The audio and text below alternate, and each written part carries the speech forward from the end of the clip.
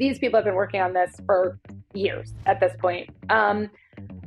Clarity is a monster, but if you read it, it actually is pretty clear. Not a dividend. It's a tale of two quants. Now, your losses are on someone else's balance sheet. Generally speaking, airdrops are kind of pointless anyways. Unnamed trading firms who are very involved. Alec.eth is the ultimate pun. DeFi protocols are the antidote to this problem. Hello, everybody. Welcome to the Chopping Block. Every couple of weeks, the four of us get together and give the industry insider perspective on the crypto topics of the day. So quick intros. First, you got Tom, the DeFi maven and master of memes. Hello, everyone. Next, we've got Robert, the crypto connoisseur and czar of Superstate. Good evening. And we've got Tarun, the Giga Brain and Grand Poobah at Gauntlet. Yo. And joining us today, once again, we have Rebecca Rettig, the jurisprudential genius of Jito Labs. Oh, that was good. Thank you for having me. Thanks for being here. And I'm Haseeb, the head hype man at Dragonfly. We're early stage investors in crypto, but I want to caveat that nothing we say here is investment advice, legal advice, or even life advice. Please see choppingblock.xyz for more disclosures. So it has been a pretty historic week. We have crypto assets rallying, Bitcoin at 120K, all of a sudden are moving again. You've got Ethereum pumping, you've got Solana pumping. The entire market is on the move suddenly. And a big part of the reason for this has been the success of Crypto Week. So Crypto Week, of course, was the week that Trump declared, the GOP declared that they were going to push all of these bills, the three important bills that were in the House, getting through the House and potentially getting on the president's desk. So the first of those three bills was the Genius Act. The Genius Act is the stablecoin bill. It's the one that we've been talking about and being excited about for quite a while. There was a little bit of a showdown in the House where things were getting blocked from some GOP infighting. The president apparently brought them all into a room, yelled at them, and got everybody to flip. And so this was able to make it onto the floor of the House and ultimately passed a very big bipartisan vote, 308 to 122. So more than 2/3 margin that this vote ended up passing. It was then signed by the president on July 18th. So we now have a stablecoin bill. I believe this is basically the first piece of law about crypto in American history. So up till now, we've had nothing. So Congrats, everybody. We've got a stablecoin bill. Now, the important question is, what does that mean? What does this bill do? I think everyone knows that, okay, it's the stablecoin bill. It's exciting, but what are the implications of this bill? So, Rebecca, we have you here to explain to us what the hell is going on. Walk us through high level, what are the important points of this bill for everybody to take home about what changes in stablecoin land? Great question. So most of the stablecoin issuers to date have registered as what are called money services business and had to go state by state to get money transmission licenses because they've been minting essentially currencies and then being able to mint, redeem, those kinds of things, exchange. So you have to, under current laws, be registered to be a money services business. The Genius Act creates an entirely new regime to be a stablecoin issuer. It will give federal government the oversight over stablecoin issuers. It creates a whole new charter at the OCC, what's called the Office of the Comptroller of the Currency, which traditionally regulates banks. But to get an OCC stablecoin charter, you do not necessarily have to be a bank. And there's actually already been a line starting at the OCC to get these charters even before the passage of the Genius Act. It typically applies for 10 billion or more if you're going to have a stablecoin at that level. If you're under 10 billion, in theory, you can register at a state level if a state has a substantially similar regime to the regime set forth at the federal level. The other important piece of Genius is it basically only lets sort of financial services companies or companies in crypto be stablecoin issuers and get this charter. So that was sort of the anti-Meta, anti-Facebook provision so that we wouldn't have these Libra type stablecoins. And it also sets out a few other details, like what you can hold as reserves and things like that. But it doesn't really fundamentally change how stablecoin issuers have been functioning, except creating this whole new federal regime. So it's sort of business as usual, except it really opens some floodgates. And as we've seen from like everything in the news, everyone and their mom is trying to create a stablecoin strategy, whether they be like traditional consumer types of entities or actual banks themselves. So can you walk through what exactly is this provision that prevents a big tech company from issuing a stablecoin? What stops them from doing that? Or saying they have a financial subsidiary and doing it anyway. Sure. I mean, I think I don't remember the exact language of the Genius Act. I'll be on that stops it, but like it's sort of a well-known, well-understood provision that you can't just be like a normal consumer services business. That you really have to be in financial services. I don't think it mandates you being a financial institution under the Bank Secrecy Act, but it's somewhere along those lines. Okay, because there's been a lot of stories before the passage of the Genius Act. I mean, this provision was contemplated, I think, in the Senate as well, but there's been a lot of news about, Walmart's considering doing one, Amazon's considering doing one, Meta's considering doing one. And one has to imagine, given that we live in this hyper-capitalist world, there will be creative approaches to tech companies finding ways to issue their own stablecoins. What do you think happens? Do you think we're going to see a panoply of tech company-backed stablecoins, or do you think they're going to stay in their lane? We're going to see the banks get involved, but tech companies are out of the game. I can tell you it's actually happening already, which is people are white labeling stable coins in many ways and thinking about doing rev shares. That includes, by the way, for any yield bearing, because the Genius Act, one thing I forgot to say is it doesn't allow for yield bearing stable coins, but there will be plenty of yield bearing type of arrangements like what you see between Circle and Coinbase and things like that. So everybody is trying to put out white label services for stable coins and become issuers. I think that people who already have OCC charters may also be trying to do this for lots of different entities. So I think we'll see that more than anybody else. It's actually really expensive, I think, to get the stablecoin charter and to become an issuer. So I'm not sure it's even worth it. Plus, as I said, there's already like a lineup for this new charter. So I don't think it would be worth it for like an Amazon or a Walmart or something like that. I think they'll find a good partner. I think they'll white label it. They'll figure out some good rev share and they'll go from there. So we should expect to see Walmart coin, Amazon coin, Google coin, Apple coin, but they will be issued by somebody who's a stablecoin as a service type, sort of crypto fintechy type player. Probably something like that. But I just wonder if we'll even see these special labels on them or not, or if like it's just the way you'll end up paying for things, the way you just tap your phone now to hit your credit card without thinking about it. So, and I just had this interesting discussion last night that Genius is not going to, and stablecoins are not going to put credit card issuers out of business.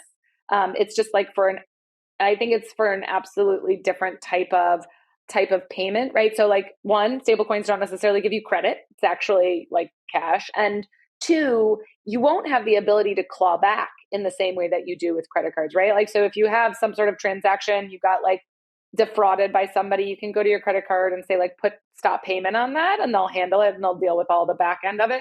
Once you hit something with a stable coin and you've paid. It's like paying with cash. It's going to be really hard to get it back. So I don't think it's going to put credit card businesses out of business either. But I think we'll see it just becoming the back end for payments too. I would say there are other big consumer apps that want to integrate stablecoins because they take their fees down by like a significant margin. So it's good for businesses. I mean, I saw even Western Union, the oldest of the old, today announcing that they were going stablecoin. Explorations. So if they can do it, everyone higher tech than that can do it. Actually, Western Union makes a lot of sense, though. Oh, I agree. There's all the reason in the world for them to do it. I mean, talk about like cutting costs. Yeah, I think Western Union would make way more sense than like you don't need it for Amazon, right? Like that's just an option or something like that. Western Union, it's literally how people send money to each other. Tom, Tarun, reactions to Genius Bill getting signed into law?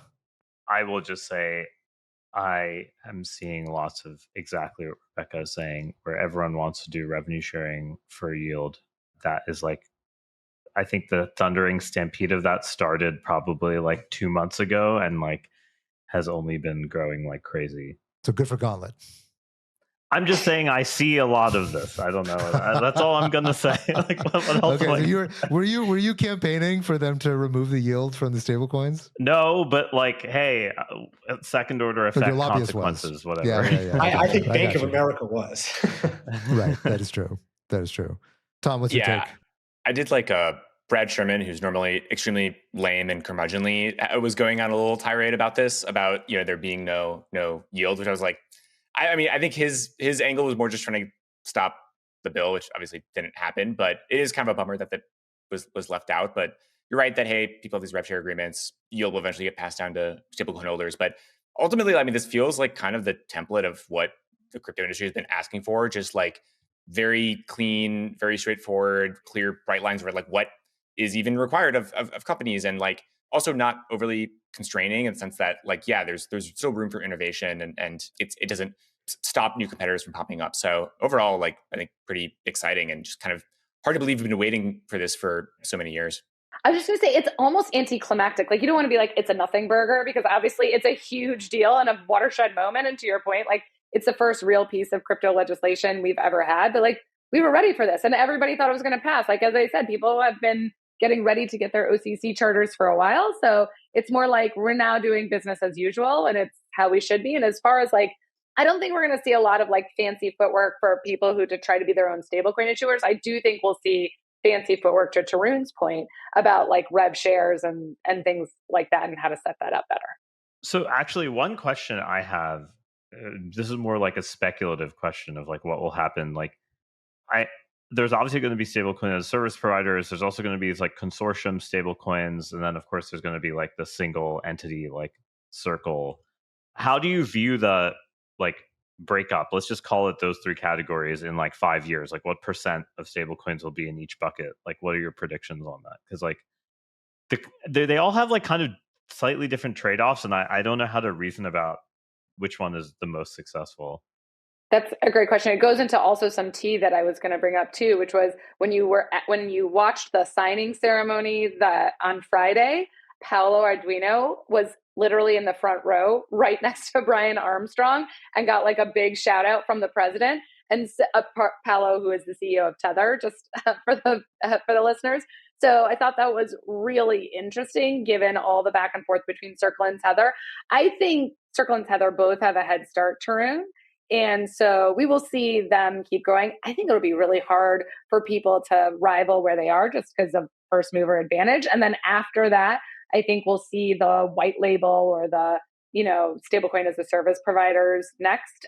They may have even a bigger rev share or a bigger share of the market than, straight Circle and Tether. And then these consortiums, I don't even know what that looks like or why you would do that, but because it just sounds messy. And to the point everyone's made here, like this bill is pretty easy and straightforward. Yeah, so we're investors in a company called Agora, which does exactly this. Of course, the OG is Paxos. They've been doing this forever. They of course were behind BUSD and many of the other big stablecoins. Aren't they behind PayPal too? Yeah, that's right. They're also behind PayPal.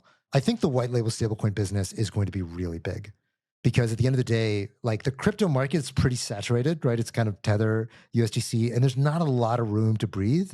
Even PayPal USD was trying to do a crypto native go-to-market.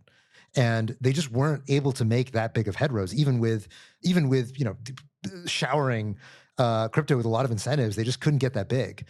Whereas I think if you own your own distribution, you own the actual go-to-market, that feels to me like you can actually get a really significant float if you are taking a different tack and you're targeting a different set of customers. So these more traditional businesses, like whether it's e-commerce or something else, a fintech, them having their own white labeled stablecoin that people within their ecosystem use feels to me like easy way for them to get a significant source of revenue and to improve the UX for their customers and improve settlement times and all of that stuff. Yeah, and their profits up for their business because they're dealing with less fees. Exactly. So I do think that's where a lot of this is likely to go, especially given that we've already seen all these stories about Amazon and Meta and all these people considering launching their own stablecoins.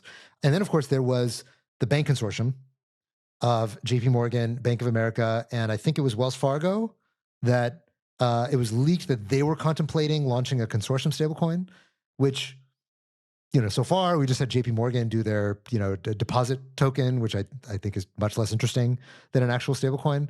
But we now have the contours of what a stablecoin would look like. And the stablecoin issuers, they have to comply with the BSA and they have to do AML, but only at the off-ramps and on-ramps. And I think what's very likely is that if the banks come into this game, they're going to be way more conservative. They're going to be, possibly just not even be willing to have anybody hold their token.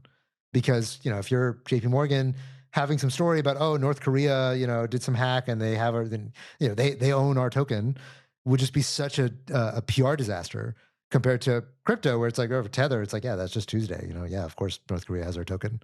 I mean, if anybody creates a subsidiary to do a stablecoin, it'll be a bank, right? Because you don't want to have it in your main bank. I think the thing that everyone keeps getting a little confused about is tokenized bank deposits are not the same as stablecoins.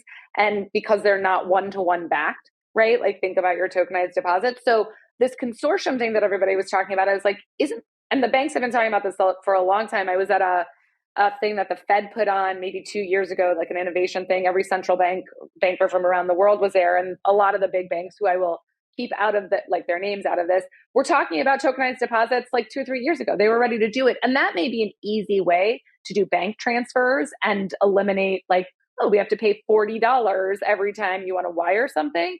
But it's not the same as having a stablecoin because that has a very specific reserve requirement. And one thing I will say that was interesting was there's an announcement today by PNC Bank and Coinbase where you can take your deposits and immediately get instant deposit to Coinbase, where it's almost like a within bank transfer. So I guess they basically Coinbase holds the ACH risk over that time and just fronts you USDC immediately. I think it's probably just that Coinbase has an account at PNC, right? Wouldn't that just be the logical answer? Or that, yeah. Well, I guess it depends on how they care about settlement, because I don't know if they were just we make one bank, but whatever. There's some way behind the covers, but you know, it's always annoying to transfer to crypto exchanges right now, right? Like the idea that I can just do instant stablecoin is with low risk is I wonder if that is, that's a counter example to the bank consortium thing, right? Because maybe it's banks are just we're lazy, we'll use someone else's. Plausible.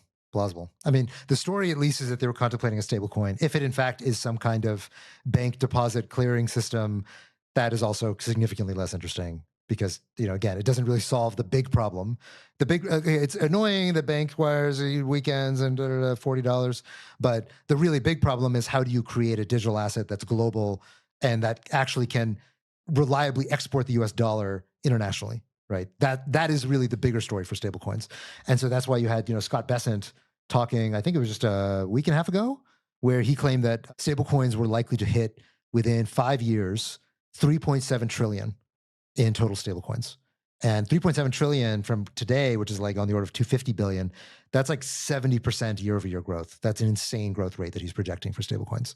Now, I don't know if he's just bull posting his own bill, but I think that would mean that stablecoins are eating a significant portion of M2.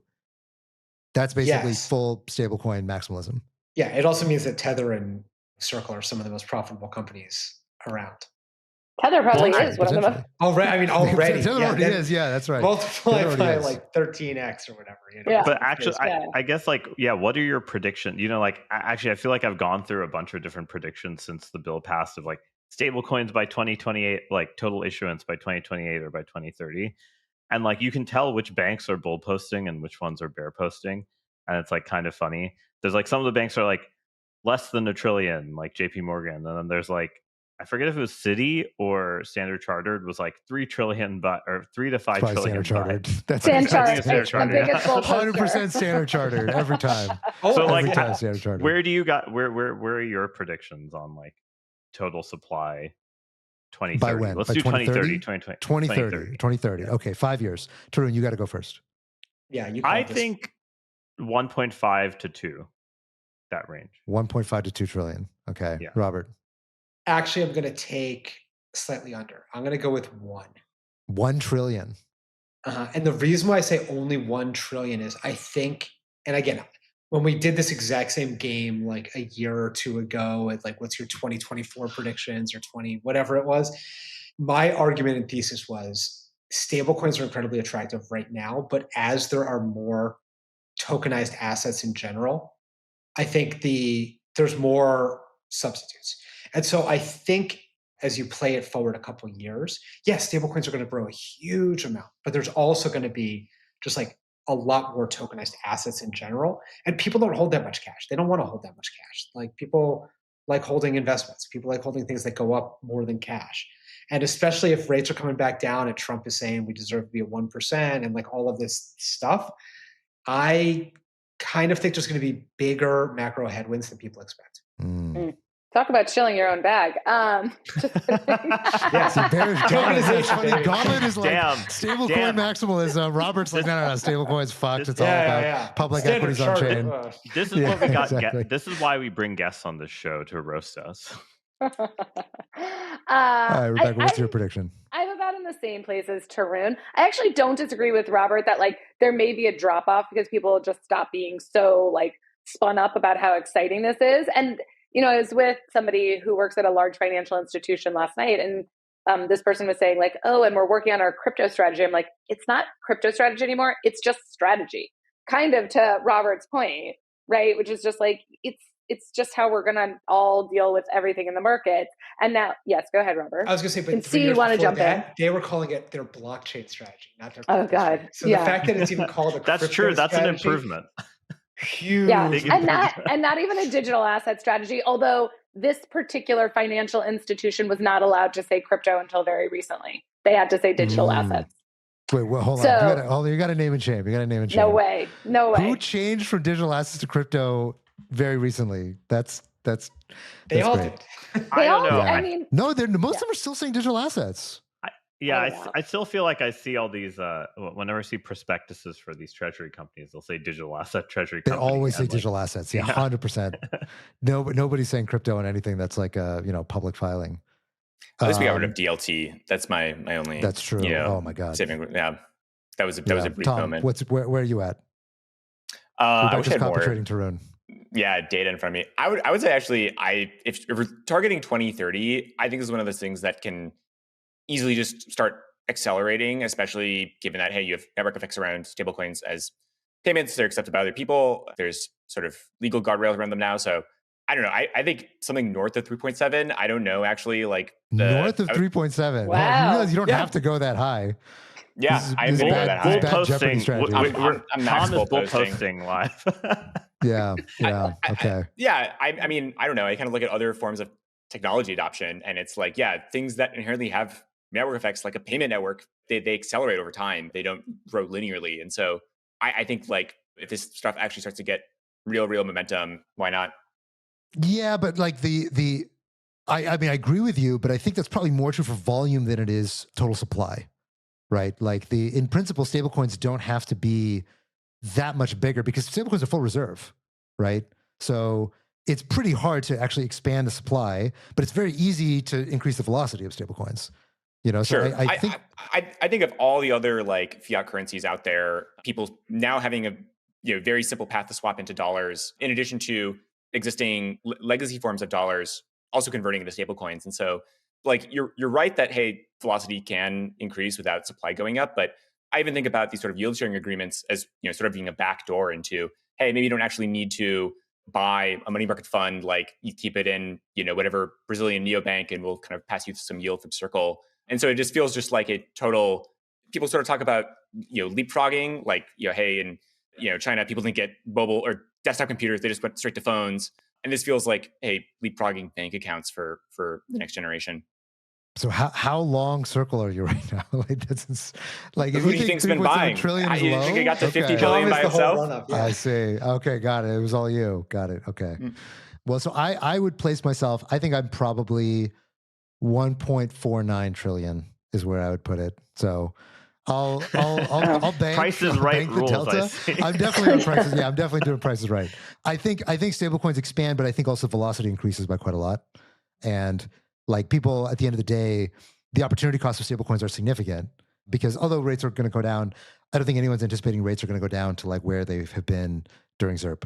And so because of that, my guess is that people will just find more efficient ways to move stablecoins around and to like issue, unissue, have them sit in underlying treasuries. Like I think there'll be a lot of fancy things that people do with stablecoins over time. I think like the way in which we think about stablecoins today is relatively simplistic and inefficient because crypto people have very high discount rates. Tolerance we for really care pain. about having money. We Also have high tolerance for pain, but pain. also we have very, very high needs for liquidity like right now because crypto people are, because we have an extremely high volatility asset. But if you're a fintech and you're just like, well, okay, I can keep the thing in the stable coin and then like Tether's getting most of the yield. Well, the moment that my customer isn't touching this, I can go unissue this, go get the treasury yield myself, and then once I need it, go back. So I think there'll be a lot of things like this that end up equilibrating. On-demand stablecoin manufacturing. Redemption and creation is, I believe, the term. Yeah. So, but I don't know. We'll see. I think there will be a lot more here, and probably what that means is that when this game becomes very efficient, right? Of like, oh, my customers' balances are just sitting there. I want to go get all the yield. My guess is that there will be some kind of more complex revenue sharing agreement or profit sharing agreement with Tether or with Circle to just be like, okay, well, don't do that. I'll just share you more of the revenue, and we'll do some calculation based on how long your assets are sitting there, of how much the revenue you get. There'll be something like this, I think, that happens over time. Yeah. Before we start talking about market structure, Tom, I just want to give you a nod that Genius does use the word distributed ledger, so it's not totally out of vogue. Shit. It's baked in the law now. It's baked in the law. That's right. Never going to die. Senator wrote This that? mention of DLT sponsored by Hashgraph. Because I feel like they're the only thing I ever unfortunately run into on the internet where they still say distributed ledger. Hey, they are also, kind of a distributed ledger, though. They're more distributed ledger and less blockchain. But yeah. There we go. That's right. Don't forget R3. Or what's the name for R3 now? No, it's R. No, it's R3. Rebranded. No, they rebranded. They rebranded. Yeah, it's like digital ledger or something like that. Yeah, that's okay. Anyway, before we totally mess up, what's the one that's with the C? Recapitulating their thing. Corda was their thing. Canton. Canton is definitely DLT. That's peak DLT. Yeah. That was the one in my head. That's right. Okay, so speaking of things that start with C, Clarity Act. So let's talk about the second bill. So this bill has not been signed into law, but it has passed the House. Okay, so this is the market structure bill. This is the one that decides how do digital assets get regulated. So if you're Bitcoin, if you're Ethereum, if you're a crypto security, if you're a commodity, if you're some wrapped whatever, we need to create a set of rules that are older than 1933, or sorry, newer than 1933, that explain how all this stuff is supposed to work and who's supposed to regulate what. So this bill basically defines the CFTC versus SEC oversight, disclosures, as well as all the different bits and bobs of regulation that go into how the market is supposed to work going forward. So this also passed the House, 294 to 134. So again, bipartisan margin, roughly 2/3 was in favor of Clarity. But there's been more, call it, finagling now that it's gone into the Senate. So the Senate now has to add some stuff onto the bill and retake it to a vote. And there's some significant changes even from the House. Now, this bill is a monster bill. I think very few people have actually read the bill, and certainly very few people understand the bill. But one person who has read the bill is here with us on the show. So, Rebecca, for those who are watching, can you flash your 250 pages of notes? I read the bill. 250 pages with I've read the beautiful bill markup. a couple times because they changed it a few times before it actually got to the House floor for the big vote. But yeah. Okay, so this is the bill that I think very few people understand. All they know is that crypto people like the bill. But please walk us through what is in this bill, what does it imply, and what are the changes that have recently been proposed in the Senate? Great question. Okay, so let's take a step back and just talk procedure first, and then I'll get into substance. So as you said, passed the House, and now it is at the Senate. What is now, and the Clarity Act, as it went through the House, has both everything that the SEC is going to do and everything that the CFTC is going to do. And at the House Financial Services, which oversees SEC, and House Ag, which oversees CFTC, worked together. So you have this monster draft, as we talked about. At the Senate, they have now split it apart, where everything with the SEC goes to Senate banking and everything for the CFTC goes to Ag. We have not seen the Ag draft yet. At the time of recording, the Senate banking put out their draft or their revised draft. We'll get into what that says and how it's different from what's in Clarity too. But we probably won't see a fully harmonized bill until after House Ag puts out their draft, which probably won't be until the end of the August recess, if I had to guess. But we'll see. So they're working on it separately. I'm sure they're talking to each other, but they really are doing this separately. It's much more common in the Senate for everybody to sort of stay in their lanes and handle what they're going to handle. And I would say it's also pretty historic that the House worked so closely together. So kudos to everybody who did that. And Clarity is the successor to Fit. So like these people have been working on this for years at this point. Clarity is a monster, but if you read it, it actually is pretty clear. Hard It provides say. clarity. So it does. Okay, so it has a whole host of definitions. Wait, actually, can yeah. I ask one? What does clarity stand for?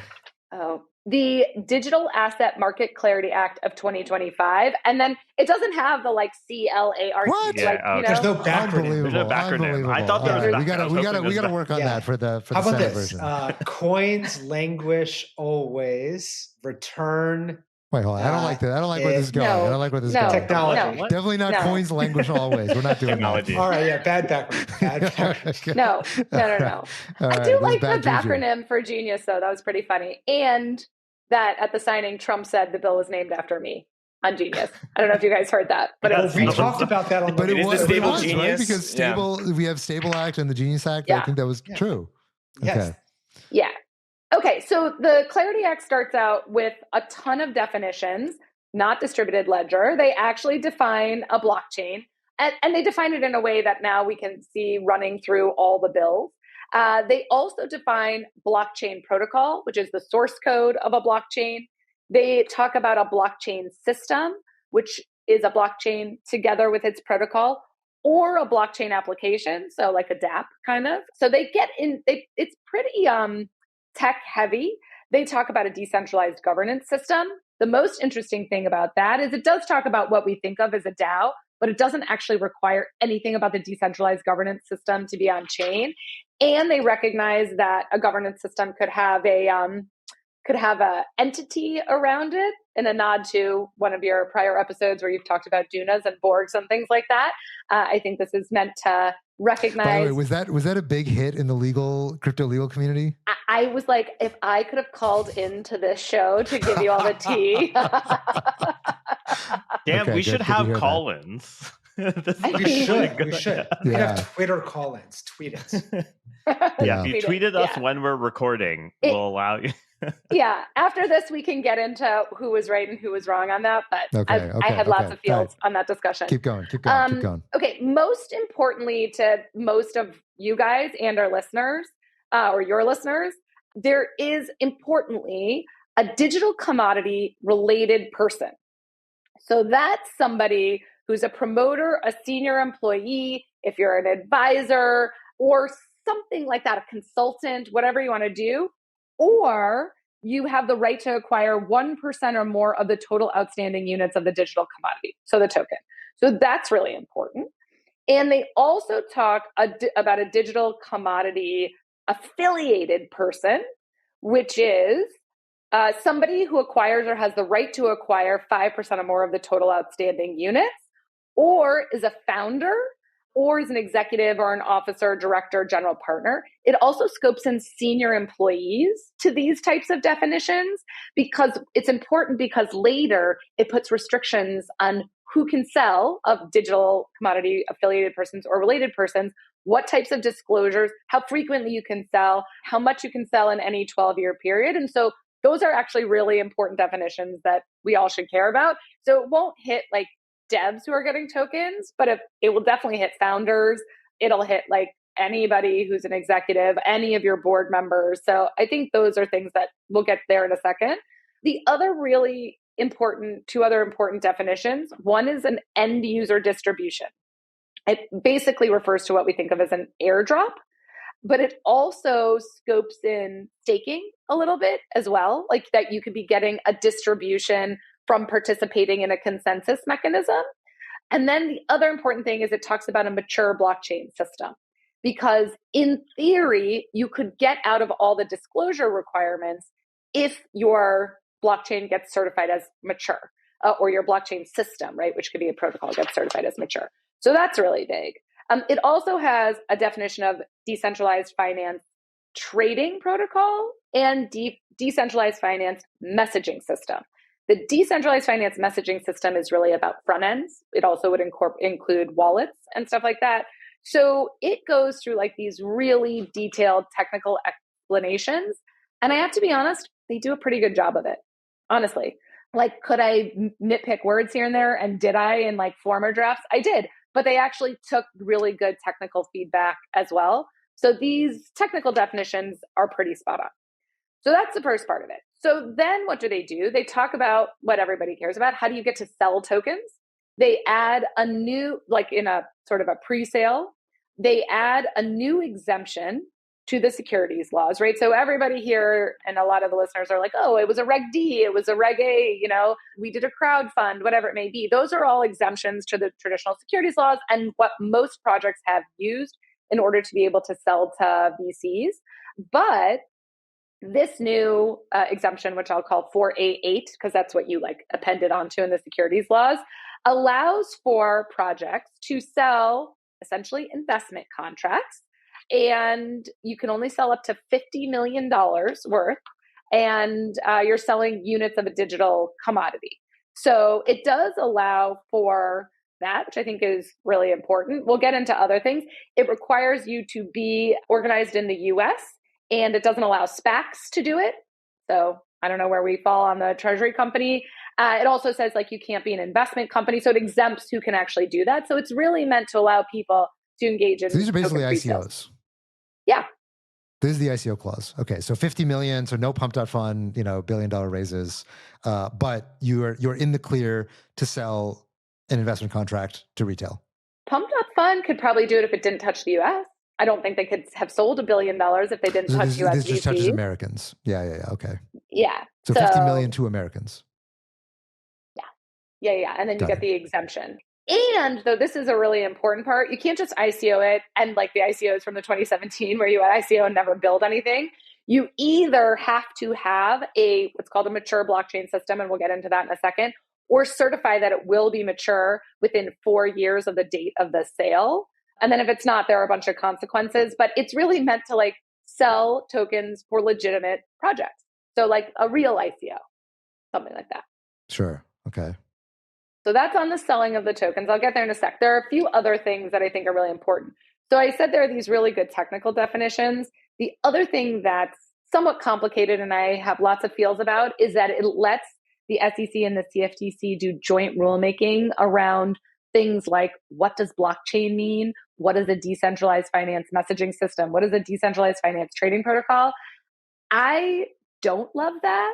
Mostly because it feels really difficult to have these financial, and maybe it's just like having been in the industry so long and feeling a little like hangover from all the regulation by enforcement. But I don't love the idea of extensive rulemaking by financial regulators on technical topics.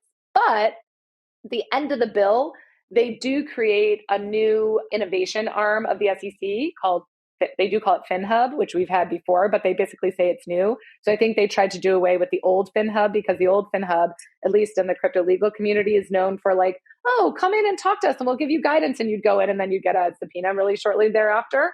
So I think they're reconstituting it. What they do codify into law is Lab CFTC, which is their innovation arm, which has always had sort of a good vibe about it. I think it was actually established under Tim Nassad way back in the day. So they hopefully those types of entities. So Rebecca, walk us through the selling restrictions. What's going on there? Okay. What's the restrictions? And how does it relate founders? to venture funds? Specifically, I thought everybody. I thought it's not legal advice. Nothing I say is legal advice. Nothing here is legal advice or life advice. Please see choppingblock.xytc for more disclosures. I mean, life advice I might give people, but this is not life advice. So, okay. So on there are big selling restrictions, and it's interesting because like nobody's been talking about them. And I'm like, this is the thing that I feel like the industry would sort of have the most feels about. So if you are a digital commodity related person, you can sell, but you have to hold for at least 12 months.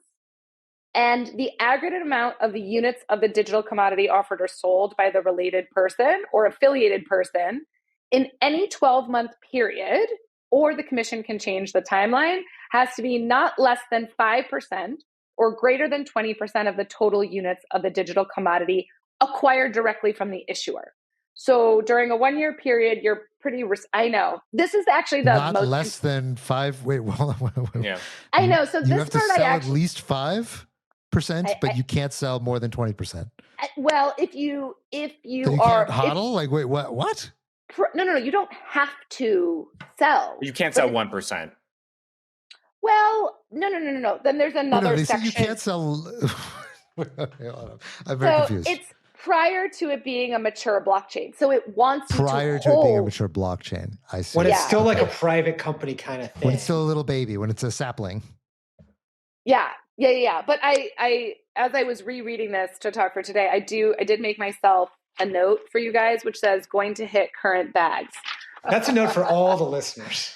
Yeah, that's true. Because, yes, go ahead. No. Finish it. Yeah, so I find the holding restrictions the most confusing on this. But then it also and you're going to have to make disclosures when you sell to the SEC around all of this. Are these public disclosures or just to the SEC? I mean, I don't know why they'd be private. I mean, a lot of these types of disclosures are public. Do you think they'll make a new form, like Form 7, and they'll be like, that's your crypto form? Yes, they will do a new. I don't know why they wouldn't do a new form, because they're going to do a whole new form for disclosures around mature blockchains and for anybody who's selling under this 4A8 exemption. So I do think that's a little confusing. Okay, so to summarize, founders, VCs, insiders, promoters, advisors, they are all enjoined from being able to freely sell dump tokens on the open market any sooner than 1 year. And if the blockchain is on a mature blockchain, then they got to dribble it out slowly, basically, is kind of the thing. And they got to file these forms with the SEC to tell the whole world, hey, guess what? I'm dumping, like the end. Okay, so tell us then about what is a mature blockchain? How is that certified? Who certifies it? What's the mechanism there?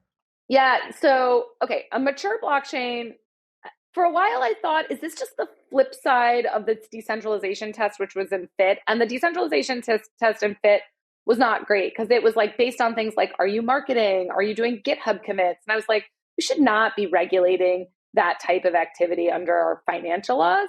The mature blockchain system goes to, it actually talks about or thinks about common control or control of all different parts of the system. And so it goes through a lot of, it has to be an impartial system. It has to be a programmatic system. The system has to be fully functional. You have to have open source code. Like, those are really, I think, good things. The whole thing has to be open source. Yes. Yeah. Oh, interesting. So I know. Hyperliquid could not be a decentralized or a mature blockchain. Yeah. I mean, I was actually thinking a little bit about Hyperliquid, because we're going to get into some of the DeFi exemptions in a second in this bill. And I don't think Hyperliquid would get any of those for a variety of different reasons. But also because this is the important part, this bill doesn't touch derivatives. So it's not going to talk about perps. It's not going to talk about swaps, futures, none of that stuff. So you should not think of this bill as regulating those types of things. Those types of things are still dealt with by the Commodity Exchange Act. So if you are building like a DeFi derivatives protocol, you should not be basing everything you do on Clarity, the draft of it, or otherwise. So you can go certified to the SEC that this is a mature blockchain system, as can like a digital commodity related person or affiliated person or anything like that. The SEC can hold it up, can say, we don't agree with you. If you file an appeal of the SEC's decision, it actually has to be in the U.S. Court of Appeals for the District of D.C., which is where Grayscale won its case against the SEC. So they do have a whole system about how to certify you're a mature blockchain. The really difficult part about maturity is, even if you, let's say, hit maturity, if you're still providing if you're still participating materially in the system, you may not get out of having to file disclosures. And so somebody called these the Hotel California disclosures, because you can never get out of the disclosure regime that's in Clarity. It's very hard to get out. You would basically have to stop contributing to the blockchain system, blockchain protocol entirely. And also you have to hit maturity. So it's very hard of having to disclose. Now, once you hit maturity, your disclosures drop off a little bit, but not entirely. So what happens to the, call it 20,000 different crypto projects that already exist, right? Does the maturity question start when the bill is potentially signed into law, and then 20,000 projects all race to the SEC and start, filing forms? Is it backwards looking at all? How does it treat this? There is so much rulemaking in here, which is interesting. And we should talk about how that will stand up given the prior decision from the Supreme Court on Loper Bright, which took out Chevron deference, which I think you talked about ages ago. But there's a lot of rulemaking in here. So it's a little unclear exactly what will happen to existing projects. But yeah, I mean, I think that there will be the backwards equivalent of a bank run, right? Everyone's going to be coming in to get what they want. But I also, to your point, Robert, like given all the projects out there, I don't know how you're going to enforce against all these projects if somebody's not coming in to certify. So it will be very hard to do this in practice. And I was thinking about all the rulemaking that's required. Some happen in 90 days, some happen in 270 days, some happen within a year. I mean, there's lots of rulemaking in here. I just don't even think a lot of these agencies have the resources right now to undertake what this bill requires and the timeline that it requires. You're going to have to hire a lot of people, which is like... Yeah, so take us through the DeFi side. What does Clarity impose onto DeFi? Great question. Clarity is actually pretty good on DeFi. So there are DeFi activity exemptions under we call them Section 309 and 409. 309 applies to the securities side, and 409 applies to the commodities side of things.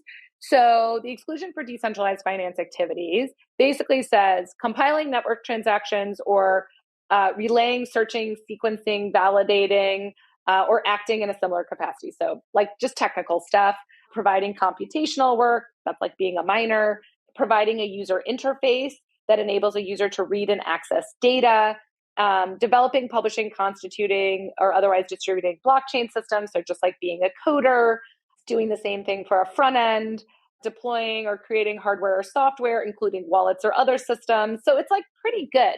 The interesting thing, and with a little T on this, so that's like the security side. It's almost identical under 409, the commodity side. However, and this has been all over Twitter, so I don't know if everybody's seen it, but there were some very large traditional financial players who were very worried about DeFi derivatives having a huge exemption under 409. And so they added some language in at the last minute to say, well, these exemptions only apply to spot crypto on DeFi, right? Not for DeFi derivatives, because these financial players are worried about the hyperliquids of the world coming and eating their lunch. I know, but interesting. Look, I think, I know, but I think it goes back to sort of what we were talking about at the beginning of the show. Like, I think there is a real recognition that on-chain is a real part of financial services strategy going forward. And just like we saw with a lot of the big banks, including JP Morgan, flooding crypto for so long, they were just trying to slow us all down, right? So they could catch up. And I think that this is the same type of thing, which is the traditional players want to keep their moats, and they're worried that somebody like a Hyperliquid doesn't have a moat. And I mean, doesn't have the same type of restrictions they do, and so can blow through their moat. Makes sense. So 409 is the same, lots of exemptions, but only for spot. Got it. So that's the kind of state of the bill, sort of a snapshot of what's going on right now. The bill is likely to change. Oh, go ahead. Wait, one really important thing, but probably people don't care as much about it. It creates all new categories of registrants for spot crypto. So digital commodities dealers, digital commodities brokers, and digital commodities exchanges, and lets them register with the CFTC to be able to allow for spot crypto trading in all sorts of ways for market makers, for exchanges like Coinbase, and things like that. So that's really important. And then it allows on the SEC side for ATSs or other exchanges to have payment stablecoins on them, potentially have spot crypto, and also trade securities. And then do some notice registration to the CFTC. So the intermediaries have a lot of regulation here too. So these are the clear rules for the Coinbases, the Krakens, and so on of the world that they've been complaining about of like, hey, we don't know what we're supposed to do in order to be legally compliant. This is the answer. Yeah, and the Wintermutes of the world too. And the Wintermutes of the world. So help us understand from here what happens next on Clarity before it gets actually signed into law, assuming that it does. Yeah. So this morning, the Senate Banking Committee put out their own draft. There's a little similarity to Clarity, but not on the security side, but not much. It's much shorter. It's 35 pages. It only deals with selling of tokens and how to deal with illicit finance. And that I think is very interesting from the Senate banking side. And then, as I said, Senate Ag is going to put out their own draft of what happens on the CFTC side. And so we'll see that. And then everybody is going to, behind the scenes, give all sorts of comments. They'll scream about it on Twitter a little bit. And then hopefully we'll see a harmonized draft when it gets to the Senate floor. So goes to Senate floor, goes to a vote, goes back to the House okays it, then it goes to the president. And yeah, I don't think it'll be that simple, but yeah. Okay. Oh, timeline? Timeline, maybe end of the year. I don't think that's the desired timeline, but I think that's the realistic timeline given everything that has to get done. So, I mean, I've been hearing from people that if it takes the end of the year, it's not going to happen this session. Possibly. That's your base case? Handicap this for us. What are the odds that something gets done this year? And what are the odds that if it doesn't get done this year, it gets done in the next session? I will say that David Sachs and Bo Hines have been really good about doing a lot of work behind the scenes to really make clear that this is a huge priority, and with a lot of industry players and support and things like that. I mean, to Hasib's point, the fact that Clarity passed out of the House with this massive bipartisan majority means that people understand this needs to get done. I just think that politics can be complicated, and the Senate is its own very complicated beast. And what we've seen coming out of the Senate is these like seriatim bills here and there, like a little bit from Senate banking, a little bit from ag, and then another one from ag, and then a different draft, right? And so the difference is that in the House, they've been working together, as I said, for years to try to get this done. And I would say clarity is the best we've seen. And I hope just of any like holistic bill, I'm a little worried saying that because I'm sure everyone in crypto is going to come snipe at me on Twitter. So apologies, but it's pretty good. Like, can it be improved on the margins? Yes, of course, everything can. And as I said, I don't love all Rebecca, the rulemaking. Give us your odds. Passes this year, and if it doesn't pass this year, passes next year. Okay, passes this year is 60%. 60%. Okay, if it doesn't pass this year, what's your odds it passes next year? That's actually really tough. My gut says 45. That if it doesn't get done this year, that's what will happen next year. But crypto is so unpredictable. But I think it's going to be hard because people will start taking their eye off. Not crypto won't take their eye off the ball, but I do think that there's going to be so much else going on in the world that people may have taken their eye off the ball a little bit. Right. And actually, one question for you, as you've worked at a number of DeFi protocols, but also now you spend a lot of time in staking land. What are like the biggest consequences that impact you the most of these bills? Well, for Jito, I don't think there's Jito Labs. Like, we're software developers, so the DeFi exemptions are actually pretty important to us because we just write code and deploy it for the most part, or engage in like computational work or things like that, which you could see with our announcement on the new product we put out. But so those are really important exemptions. And the thing about the Senate draft that came out today is it doesn't touch DeFi at all. They put out a request for information simultaneously with it that asked people, how should DeFi be regulated? And they're going to take feedback and maybe include something into like the next draft of it. But I do think making sure that true DeFi work is protected is one of the most important things we need to do in these bills.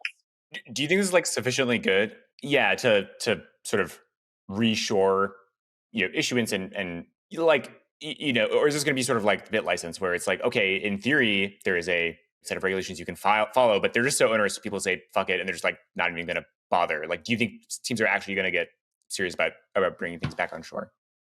I think if you have no way to get out of these disclosure requirements because maturity and material substantial involvement means you can never stop disclosing, I think you're right that it's going to be a huge problem. So I think we need to have a very clear way to get out of disclosure land and clarity. And then I think it will, because it like does protect a lot of the things we care about. And look, on some level, we should know if people are dumping on retail. Like, I know it's something we've all come to accept in the industry and that it just happens, but it's not really how like most markets work. So you get out of the disclosure regime by being certified by the SEC as being mature? No, and stopping contributing to the system entirely. It's very hard to get out. Very, very hard to get out. Okay. So the disclosure regime, I sort of took a look at it. It looks less onerous than the Blockworks disclosures token transparency thing. Was that your read as well? Is that like, it seems like kind of like, oh, you have to like tell us what you plan to do, and you have to tell us if you sold tokens. And it's just like kind of general, almost like just like forward-looking statements or something about like, Yeah, what's the but vibe of what you plan to do with this blockchain? yes, but you're going to have rulemaking around it. So this gives the Okay, contours. so there's more that's going to be filled in. Okay, I see. Okay, so the idea is that there's not a lot of detail yet, but those details are going to be filled in when the SEC or CFTC get to it. Okay. Yeah, and I just think, quite frankly, in the Senate draft and in clarity, I think the disclosure regime makes some sense. Both of them do. Like they're much more tailored to how we all do things and what we care about for these blockchain systems than current securities laws. Okay. Well, this is a very helpful preview of what's coming down the pike. For any of you who did not read the bill, which I think is like 99.9% of us, appreciate the cliff notes and you helping us cheat on our homework. But once this does come into law, we're going to do another deep dive and see, you know, what's changed between now and the present moment. Because I'm sure, as with all these bills, there's a lot more that ends up getting left on the cutting room floor. So there's one more story I wanted to get to, which of course actually connects to Jito, which is BAM. So BAM stands for the Block Assembly Marketplace. It's a big upgrade that is happening on Solana. And BAM is basically this new block, how should I describe it? An execution engine that basically decides the way that blocks are assembled using Jito, instead of being the normal old way, which is that, blocks just come into, or transactions just go into a leader. The leader decides what the hell they want to do. Now, in order to run the Jito engine, you need a trusted execution environment, also known as a TEE. This is a computer that basically you can't look inside. It encrypts what's inside of it. And even if you own the TE, you cannot go in and mess with it. And so this allows you to set programmable rules about transaction sequencing, fees, bundling. It allows you to basically say in an enforceable way that I do not want to get sandwiched. So sandwiching, of course, is when, you send a transaction, gets front run, back run, and the person who's, as a searcher or whatever is going in and taking advantage of your transaction. And the idea is that using BAM, it is now going to be much more difficult for users to get sandwiched if they're using Solana or are using a Jito leader. Did I summarize that correctly? Anything that I got wrong there? Essentially. So the validators are still going to do what the validators have always done. They just need to download a new client when they get ready to start BAM. And then the BAM nodes sort of run alongside the validators. You're right about that trusted execution environments. Yes, it will mitigate MEV. And I was thinking about your latest post on MEV and Jito and Solana from like a week ago, Haseeb, which was basically like, this is a cat and mouse game. Like, fine, you guys created something new, and now there are all these new different ways to run these crazy sandwich attacks and stuff like this. But this does, yes, mitigates MEV. But the other thing that it really does is, this goes to institutions and everyone aping in, is it will give you privacy over the sequencing of your transactions. And then it also will give you this transparency, because you have to, the BAM nodes will put out attestations that they were sequenced in the way that they were meant to be sequenced, essentially. So it is like this, it's an upgrade to Solana for sure. And it's certainly an upgrade to the Jito block engine, and it's meant to help you land your transactions. I think the other thing I'd say is, we think about MEV being all about price and you getting sort of your unexpected things happening to your transactions. I think the other piece of it that's really important is that the way you land transactions isn't only about price. It's right about speed, about finality, and about certainty. And so that's what this is supposed to do for Solana as well. What do you think happens to the total Jito staking yield after BAM? But I mean, the Jito stake pool is separate from this. I think there is probably more interest in many ways. And I think the other interesting part about the BAM announcement that people may have not focused on, because it came lower down in the blog, is that Labs and Foundation are working on a Jito improvement proposal that will take all the block engine and BAM fees and move them to the DAO. So I think that's a big yes. Spicy. Yeah. Also the kind of being able to implement sort of like hyperliquid style cancel sequencing and stuff, I think was like sort of, I think the headline phrase that I think the average user of an on-chain protocol probably thinks about the most. Yeah. And actually, so also, yeah, I guess disclosure, Robert and I are Jito investors, but Robot Ventures is a Jito. Robot Ventures is, yeah. Okay. So you're kind of my bosses. In a way, very indirectly. I don't think it works. We brought you on the show for accountability. This is your performance review right now. Yeah. We brought a stack of papers that we've marked up of 250 pages. Okay. Yeah. How I guess like one question that I didn't totally get is like, what's the extra overhead, or like, is it very close to the current block engine, and like where does it put Solana relative to kind of competitors? In terms of speed? Yeah, in terms of like, there is some extra overhead for doing this in TD. I think like this is, I'm just kind of curious, like what is sort of the performance benchmarks? It's still on testnet, so I don't know if we have like the perfect benchmark to how fast you can land transactions now. And the overhead is going to be on the BAM nodes. It won't be on validators. So okay. That's so validators have to match what the BAM nodes would do. Otherwise, something bad happens. Like they get slashed or something. Slashed. Okay. Well, there's no slashing on Solana yet. Yeah. It's that they probably could get blacklisted or things like that. Oh, of course, right. They get shunned. They get shunned, right? That's right. Is it basically like all validators on Solana running Jito client now? 94% 94% are running the current Jito client, because the block engine, so that's like the predecessor to BAM, which is still up and running, does all the sequencing of the transactions and helps you land faster and things like that. Got it. Okay. So brass tacks for a user, if I'm in the trenches and I'm trading some meme coin, the likelihood that I get sandwiched now is lower if it's a Jito client running the validator at the moment I send a transaction. Yeah. Okay. Hopefully. That sounds like a good thing. Yeah. Hopefully. That's the plan. Yeah. Okay. What a show of confidence. Thank you, Rebecca. No, I mean, that's the plan behind all of this. Okay. The answer is yes. Yes. Yes. Okay. Excellent. Well, no, wait. Because I'm a lawyer, and I just want to say, like, there's no guarantee that, and it goes to your tweet, right? Like, it's not sandwiching is gone, front running is gone, back running is gone. So maybe it's worth actually me elaborating what I tweeted about. So there's there's an MEV kind of state monthly report that I was reading that talked about this concept of wide sandwiches or blind sandwiches. And so a normal sandwich attack, basically what you do is you take a transaction that somebody's issuing and you bundle it such that your transaction front runs them, their transaction goes right after you, and then you back run them. Basically, you sell out of whatever asset they pumped up, all in an atomic bundle. Okay, that's called a sandwich because they're transactions in the middle of your buy and your sell. And if you do that programmatically, you'll make money with basically zero risk. And so Jito has a feature now that says, I'm sending this transaction. Don't sandwich me, bro. And this don't sandwich me, bro flag prevents Jito from putting your transaction into a bundle with a before and after sandwich type thing. But what you can do is you can say, oh, well, I know you're making this trade. I'm going to take the risk that I might not be atomically stuffed before and after you, but I probably will be. And so they front run you.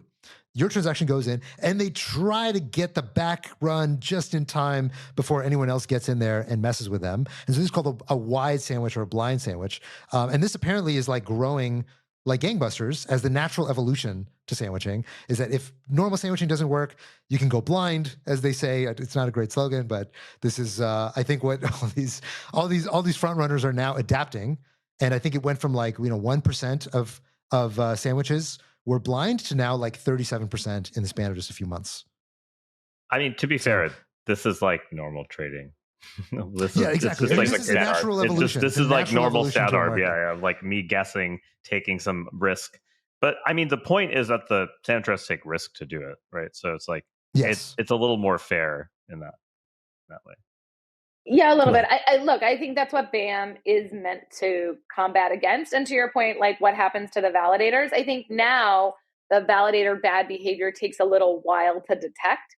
And I think with something like BAM, the validator bad behavior will be almost instantaneous because it'll be transparent, right? And so there's this, I was looking at the the press release and stuff like that. I'm like, it's so strange to say privacy and transparency, but like this is one of the things that's meant to like solve our can your financial transactions be private kind of thing. And I think it'll be really good for institutions. So on, Tarun, you were very bearish fair sequencing. This sounds very fair sequencing-y. No. So I was bearish the idea that you can reduce everything, which is like this. The statistical things are always still going to exist. You can't remove them. That's like that was sort of what my paper proved. Is that there's but the concept of fair sequencing as laid out here. Fair sequencing in distributed systems means something where like under no sequence can I profitably do a strategy, right? That's kind of the consensus version of this, and like the thing I worked on was like showing that you can't remove everything. You can make it harder like by doing this, but you can't remove everything perfectly. Right. But this does basically enforce first come first serve transaction ordering. I mean, I don't think it changes the way transactions get ordered on Solana, but to the point that you were sort of talking about before, you can actually put specific rules in place via these plugins and stuff like that. So apps can actually build the way that their transactions get sequenced too. Pretty cool, but heavy tech. The TLDR is probably more fair, sorry, Tarun, but not perfect, and probably will enforce better validator behavior long term, and so good long term for the Solana ecosystem. No, I mean the reason I kind of went on this tirade and wrote this paper a long time ago, 3 years ago, whatever, was like there were all these L1s that were like launching, being like, we have fair sequencing. You'll never get sandwiched in any way, shape, or form. And it was like, no, that's an impossible guarantee. You can't really offer that perfectly. Then they had bad lawyers, because if anyone's making guarantees, especially on sandwiching, I don't know how many of those L1s are even like existing worth probably not. Whatever. Canton. Yeah. Okay, well, with that, we have to wrap. Rebecca, thank you so much for the homework assignment. We all now have to go and read our 250 pages, mark it all up. Rebecca just read it for us. I did it for you. That was the whole you well, no, we got another version of the bill coming. We got more stuff to read. No, but that's like 50 pages. You know, why would I not just ask the right. language model? Why would I go read this thing? Because they're going to hallucinate. This is real intelligence. Look at that face Rebecca just made. Intelligence. Did you see that face Rebecca just made when you said that? Yeah. I'm not using it for litigation. I'm just trying to understand what it says. I'm not using it for litigation. Did it tell you about the lockups when you did it? It didn't. It said VCs can't dump is what it said. That's right. Did it? I don't think so. No, it didn't. Yeah, I don't think so either. I think Tarun, it's your performance review is coming next week. All right. With that, we're going to wrap. Thanks, everybody. See ya.